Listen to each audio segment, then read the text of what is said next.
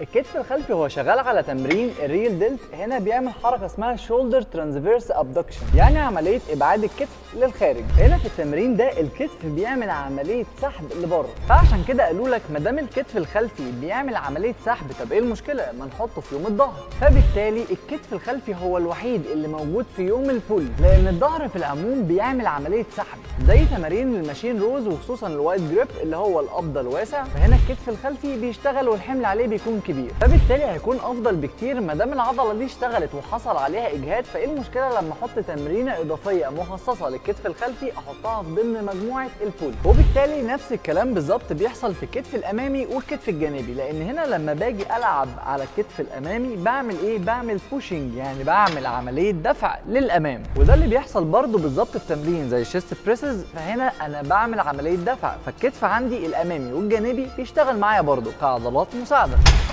فايه المشكله لما ادخل الكتف الامامي والجانبي مع تمارين الشيست؟ لان بالفعل الكتف الامامي والجانبي حصل عليهم اجهاد بسبب ان انا لعبت تمارين الشيست اللي هو البوشنج، الدفع، وده باختصار اللي خلى تمرين زي الكتف الامامي والجانبي يتحطوا في تمارين البوش، لكن تمرين زي الكتف الخلفي يتحط في تمارين البول. وبس كده، اتمنى اكون استفدت. اعمل لايك وفولو عشان تستفيد.